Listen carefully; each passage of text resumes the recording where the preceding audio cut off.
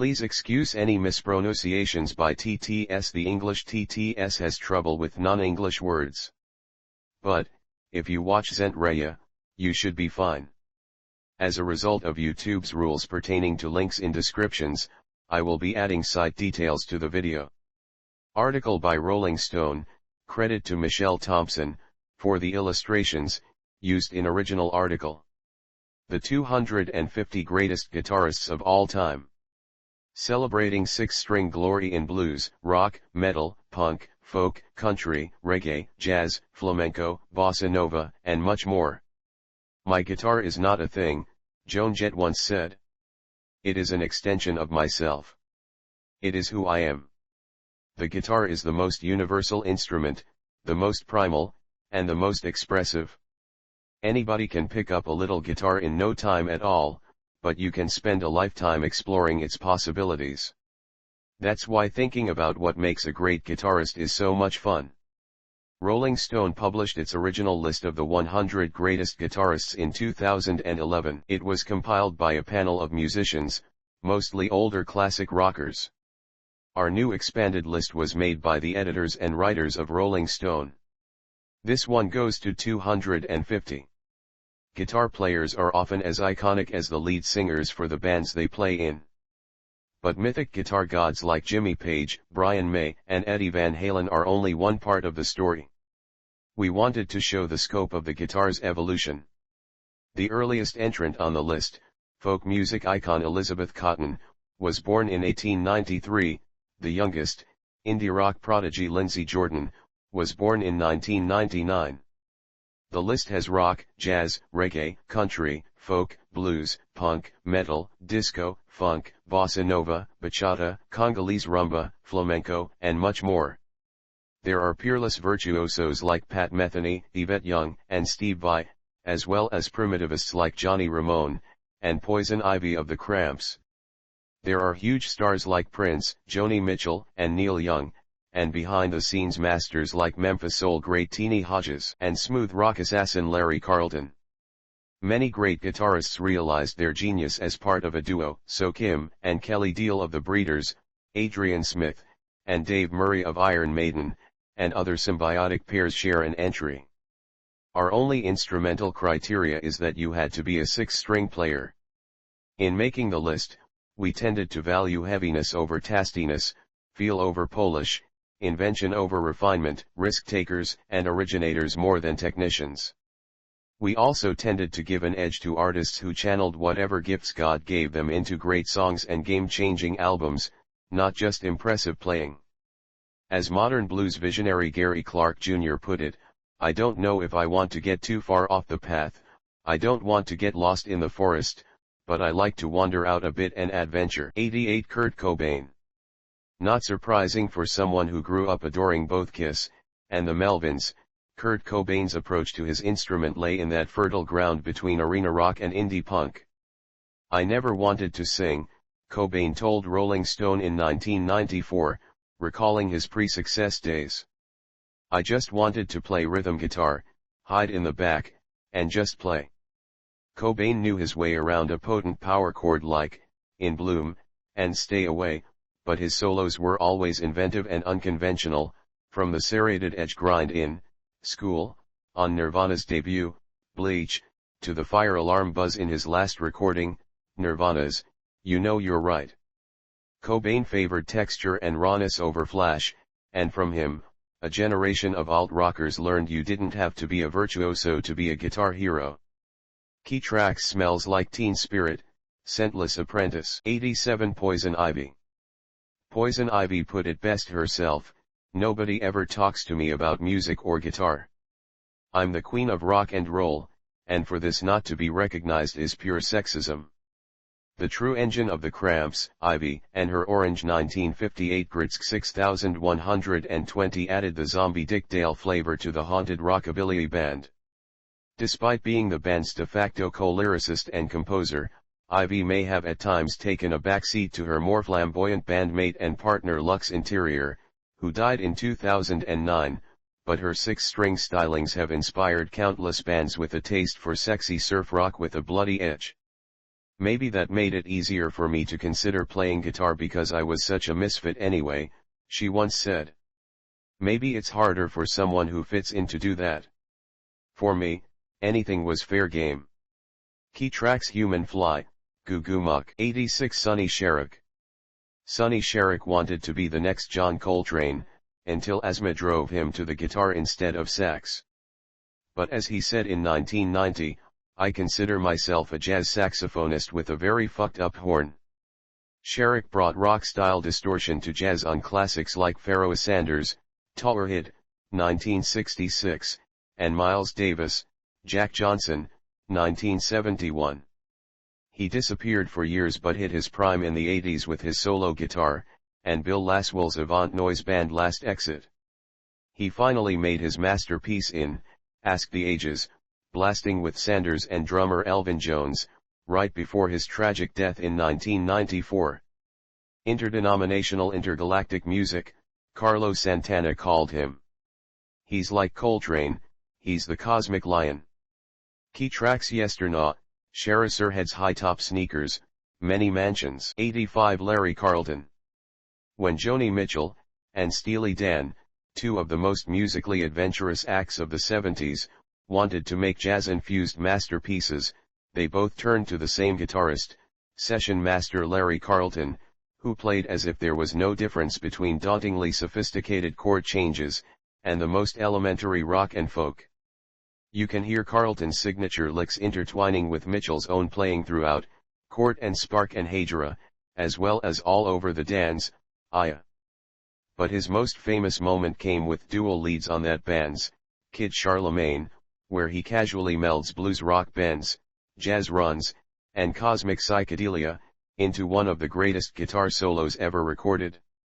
Key tracks Kid Charlemagne, Josie, Rio Samba. 84 Muddy Waters. Had he stayed in Mississippi playing roadhouses in and around Clarksdale, McKinley Morganfield would undoubtedly have been remembered as a giant of country blues. But after he'd moved north to Chicago, and discovered the electric guitar, Muddy Waters changed the rules by which the blues were played. At first, he went electric simply to ensure his guitar would be heard over the din of raucous, big city crowds. But as his playing adapted to the new instrument, his music took on a more aggressive edge, one that was intensified by a band that included pianist Otis Spann, and harmonica wizard Little Walter. His songs, which included such classics as Hoochie Coochie Man, Got My Mojo Working, and Rollin' and Tumblin', became touchstones for blues players and young rockers alike. Key tracks Rollin' Stone, Manish Boy. 83 Adrian Smith, and Dave Murray. Iron Maiden's secret weapons have always been speed and harmony, techniques pioneered by guitarists Dave Murray, and Dennis Stratton, on the band's self-titled debut, and later perfected by Murray, and Adrian Smith, beginning with 1981's Killers, and the band's classic 80s albums. The duo commands the band's galloping riffs with rare intensity, taking breaks only to indulge in their own unique solos, smooth, creamy leads for Murray, and cutting blues licks for Smith. It's a combo that defines beloved songs like The Trooper, Run to the Hills, and Aces High. Since 1999, the guitar line has been a trio with Janik Jayers, only adding to its harmonies and power. Key tracks Hallowed Be Thy Name, Aces High, The Evil That Men Do. 82 Wes Montgomery. In the documentary Influences, Carlos Santana named Wes Montgomery as one of the three guitarists who most inspired him. Known for a unique thumb-picking style that allowed him to play melody lines in octaves, Montgomery became one of the most sought-after guitarists in jazz. Working with producer Creed Taylor, he cut everything from Driving Hard Bop, 1965's Smokin' at the Half Note, to funky soul jazz, 1966's Tequila. But it was his lushly orchestrated take on rock hits, 1967's A Day in the Life, that earned him his biggest audience, in the process paving the way for smooth jazz. Said Bill Frisell, Wes Montgomery was playing music that was popular at that moment. It was like he was the Pied Piper or something. Key tracks 4 on 6, Willow Weep for Me, Bumpin' on Sunset. 81 Bert Jansch. The UK folk rock scene of the 60s gave us a music class full of accomplished players, including Richard Thompson and John Renburn. But there's a reason Bert Jansch, the Scottish singer and guitarist, was name-checked by Jimmy Page and Neil Young. Whether on his own records, or with the classic band Pentangle, which also featured Renburn, Jansch's austere finger-picking, which also matched his singer voice, had an agile, moody personality all its own. In his hands the acoustic guitar conjured isolated walks in the British countryside more than sing-alongs in pubs. His Black Water Side clearly inspired Led Zeppelin's Black Mountain Side, and their Brawny or Stomp takes a cue or two from Jansch's The Wagoner's Lad and Young covered Needle of Death. Key tracks: Black Water Side, The Wagoner's Lad. 80 Derek Trucks. Literally raised in the Allman Brothers family, Derek Trucks, the nephew of Allman's drummer Butch Trucks, started playing slide guitar at age 9, and was touring by 12. When he stepped into the late Duane Allman slide guitar spot in the Allman Brothers Band in 1999, at age 20, Derek's soloing exploded in thrilling directions, managing to incorporate Delta blues, hard bop jazz, the vocal ecstasies of Southern black gospel, and Indian raga and rhythms. "He's like a bottomless pit," said Eric Clapton, who took Trucks on tour as a sideman in 2006 and 2007. "His thing is very deep." Key tracks: Joyful Noise, Whipping Post, One Way Out version. 79 Ernie Isley. When Ernie Isley first picked up the guitar as a teenager, it was to learn Jose Feliciano's acoustic version of The Doors' Light My Fire, and, of course, one-time Isley Brothers guitarist Jimi Hendrix had lived with the family when Ernie was an adolescent. So he was ready for the spotlight when he took his soaring solo on That Lady, in 1973, done in a single take. I plugged in, and when I hit the very first note on the That Lady rhythm track, it went from black and white to 3D Technicolor, he recalled. It was astounding. The song had an immediate, outsized impact on the Isleys' sound. His long solos were a feature of both the band's classic 70s albums and their live shows, and his irradiated, ecstatic fuzz tone remains a marker of a halcyon era. Key tracks: That Lady, Voyage to Atlantis. 78 Charlie Christian. He never led a recording session, and spent a scant 3 years in the national spotlight, before succumbing to tuberculosis in 1942, but Charlie Christian still managed to become one of the most influential guitarists of all time. He bought his first electric, a Gibson ES-150, in 1937, and a year later the company was advertising it as used by Charlie Christian. His big break came in 1939, when he was hired by Benny Goodman, who quickly made him a featured soloist in his sextet, where his punchy, single-note style put him on par with the horn players. "The beat came first," said Les Paul, a friend. "He locked himself into that driving sound." Key tracks: Solo Flight, Gone with What Wind, Lester's Dream. 77 Willie Nelson. Like his conversational singing, Willie Nelson's guitar playing is deceptively laid back, playfully offbeat, and instantly recognizable. Amazingly, Nelson has been playing the same Martin M20 classical guitar, nicknamed Trigger, since 1969. It has defined his sound, a nylon-stabbing mix of country, blues, and Django Reinhardt's gypsy jazz. "I named my guitar Trigger because it's kind of my horse," he explained. Roy Rogers had a horse called Trigger. Though the guitar now has a large gaping hole, Nelson still plays it nightly. "I have come to believe we were fated for each other," he said. "The two of us even look alike. We are both pretty battered and bruised." Key tracks: Whiskey River, Nightlife.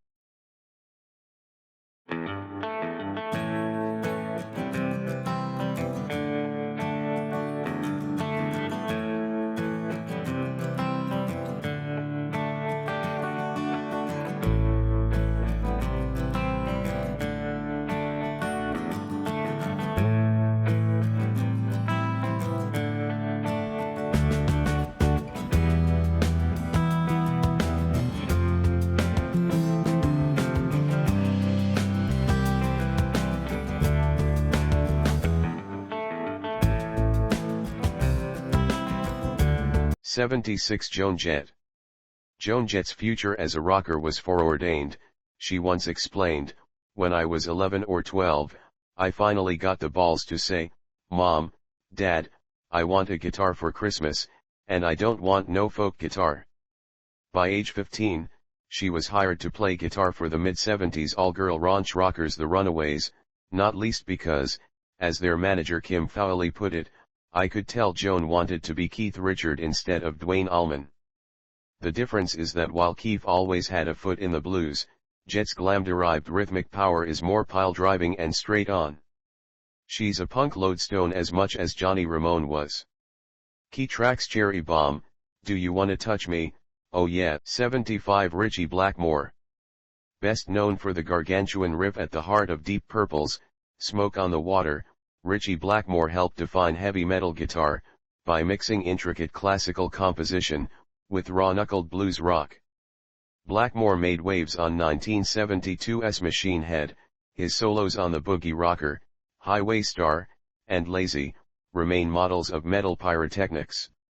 He looked back toward early European music with his next band, Rainbow, even learning cello to write 1976's Stomping, Stargazer, and has explored Renaissance-style finger-picking with Blackmore's Night. But it's his Deep Purple work that influenced a generation of headbangers. Blackmore epitomized this fascination I had with the bare essence of rock and roll, this element of danger, says Metallica's Lars Ulrich. Key tracks: Smoke on the Water, Highway Star, Speed King. 74 J Mascis. The massive slabs of rock candy noise that J Mascis heaved from his Fender Jazzmaster in Dinosaur Jr. contained multitudes: Black Sabbath savagery, melodic Neil Young soul, punk rock pig slop. His greatest moment may be the sputtering solo on Freak Scene, which is so captivating he barely pauses it to wedge in the final verse. Mascis' 2011 solo set, Several Shades of White, also showed he can get shamelessly pretty with an acoustic, too. I remember seeing Dinosaur play this soft, plaintive song, and then it was just completely detonated by this ravaging solo that Jay did, says Sonic Youth's Thurston Moore. The whole room was incinerated. Key tracks: Feel the Pain, Little Fury Things. 73 Hubert Sumlin. I love Hubert Sumlin, Jimmy Page has said. He always played the right thing at the right time. During more than 2 decades playing alongside Howlin' Wolf, Sumlin always seemed to have an almost telepathic connection to the legendary blues singer, augmenting Wolf's ferocious cries with angular, slashing guitar lines, and perfectly placed riffs on such immortal songs as Wong Dang Doodle, Backdoor Man, and Killing Floor. Sumlin made such an impact, in fact, that Wolf's greatest rival, Muddy Waters, even hired him away for a stint in 1956. Sumlin, who passed away in 2011 at age 80, played until the end, sometimes turning up on stage in the company of such acolytes as the Rolling Stones, Elvis Costello, Eric Clapton, and the Allman Brothers Band. Key tracks: Smokestack Lightning, Spoonful, Killing Floor. 72 John McLaughlin. John McLaughlin was invited to record with Miles Davis while still in his 20s, co-parenting jazz fusion on Bitches Brew and The Sublime, In a Silent Way, among other Davis LPs. But he achieved guitar god status with his own Mahavishnu Orchestra, where he made his Gibson Spitfire like a many-headed dragon. A breakneck stylist, McLaughlin was peerless, mixing psychedelic rock, R&B, gypsy jazz, flamenco, and Indian raga techniques. He was also an acoustic guitar visionary, see 1970's My Goals Beyond. That polyglot mastery earned him huge respect from jazz and rock peers alike. Jeff Beck called him the best guitarist alive. Key tracks: Right Off, The Noon Ward Race. 71 Franco Luambo. A towering figure in the history of African music, Congolese singer-guitarist bandleader, François Luambo Mokshadai, better known as Franco, released 84 albums in a 31-year career, and earned nicknames like Sorcerer of the Guitar, and the Grand Maître of Zarine music, all in just 51 years of his larger-than-life career. A patient, fluid musician who mastered the art of simultaneously glistening off, and digging into a repetitive groove. Franco and his band OK Jazz began playing Afro-Latin rumba in the 50s, and hit their peak in the 70s and 80s. As that sound sped up, and blossomed into the high-energy guitar weaves of soukous. A team player who enjoyed full band synergy more than flashy solos, he balanced muscularity and grace like few players in any genre. Key tracks, Ngungi, Mario. 70 Django Reinhardt. Born in Belgium in 1910, Django Reinhardt was one of first players to unlock the potential of the guitar as lead instrument suitable for single-note soloing. After a tragic injury early in his life caused him to lose the use of his third and fourth fingers, he learned how to approach the instrument with only 2 functional digits on his left hand. Reinhardt eventually connected with violinist Stéphane Grappelli in Paris, and in 1934 the two would form the legendary Quintet du Hot Club de France, a group in which the guitarist would perfect the sinuous and fluid improvisatory style that would not only influence jazz legends like Charlie Christian and Wes Montgomery, but also rock innovators like Jeff Beck and Dickie Betts of the Allman Brothers Band. Key tracks: Django's Tiger, Django Loki, Honeysuckle Rose. 69 Robbie Robertson. When Bob Dylan described the band's Wild Mercury sound, he was really talking about Robbie Robertson's guitar, as exemplified by his torrid, squawking solo on Just Like Tom Thumb's Blues, from their 1966 tour. But by the time the band were making their own LPs, Robertson had pared down his approach, evolving into a consummate ensemble player. As much as any guitarist of his era, Robertson demonstrated the ways guitarists could contribute to ensembles without overpowering them. "I wanted to go in the opposite direction," said Robertson, "to do things that were so tasteful and discreet and subtle, like Curtis Mayfield and Steve Cropper, where it was all about the song." Key tracks: The Shape I'm In, Like a Rolling Stone, Live 1966. 68 Les Paul. Les Paul is best known as the genius who invented the solid-body Gibson guitar that bears his name. But he was just as imaginative as a player. "He made the very best guitar sounds of the 1950s, said Brian Wilson. "There's nobody that came close."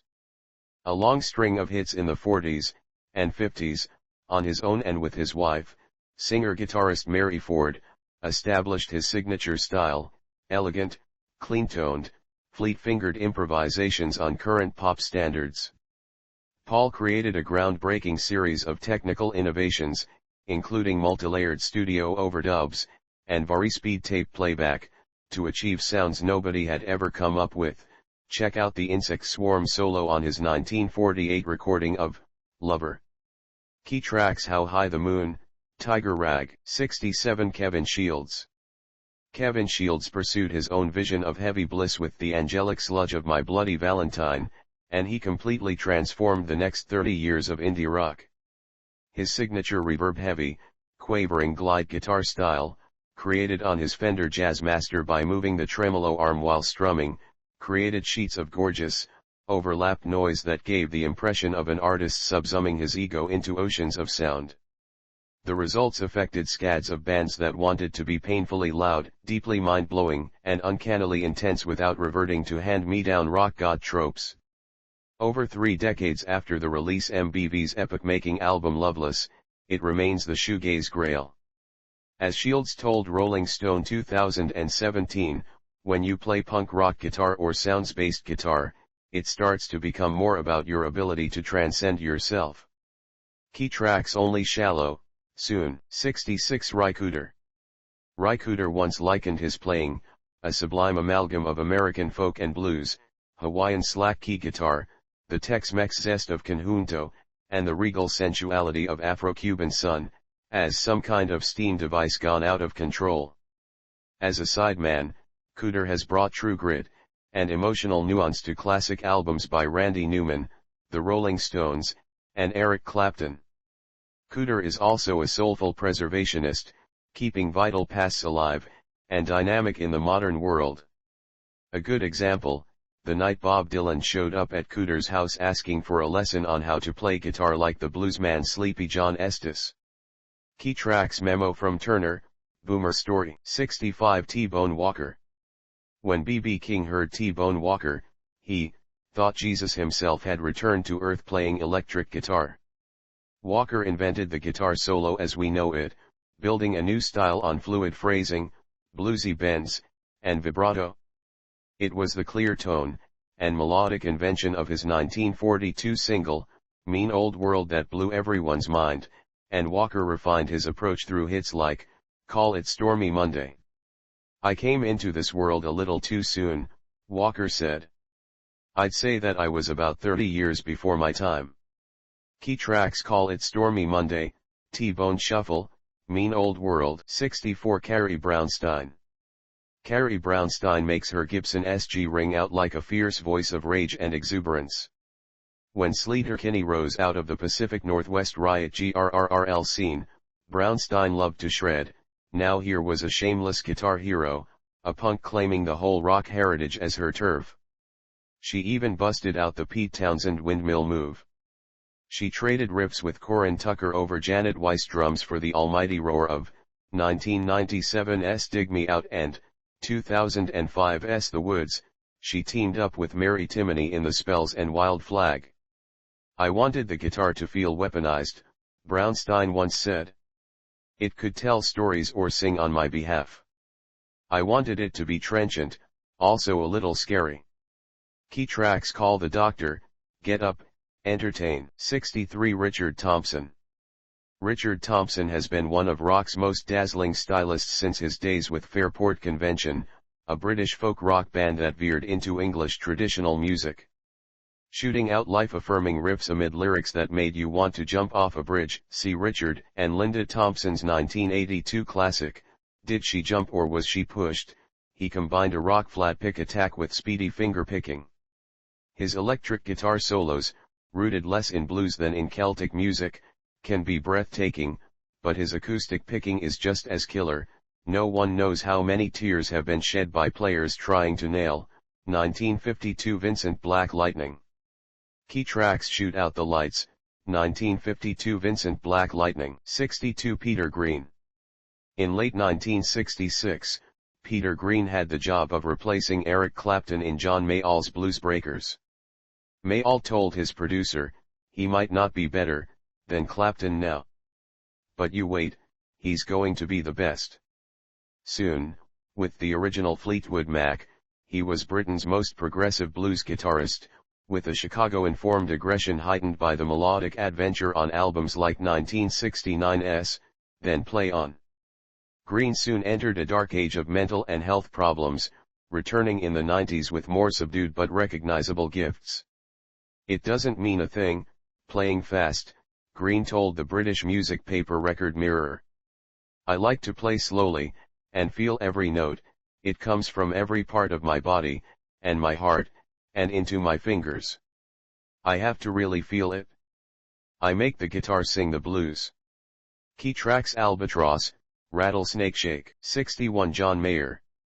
Mayer's success as a singer-songwriter in the early 2000s overshadowed his playing, but his guitar chops were there from the beginning.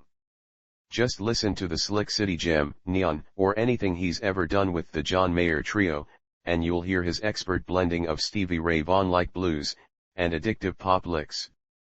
Mayer's 2006 magnum opus, Continuum, contains some of his greatest solos, from Gravity to Slow Dancing in a Burning Room to his cover of Jimi Hendrix's Bold as Love. And in 2015, he gained an entire new audience as a member of Dead & Company, expanding his resume to Jerry Garcia acolyte. According to Mayer, it's all a dream that stems from his childhood.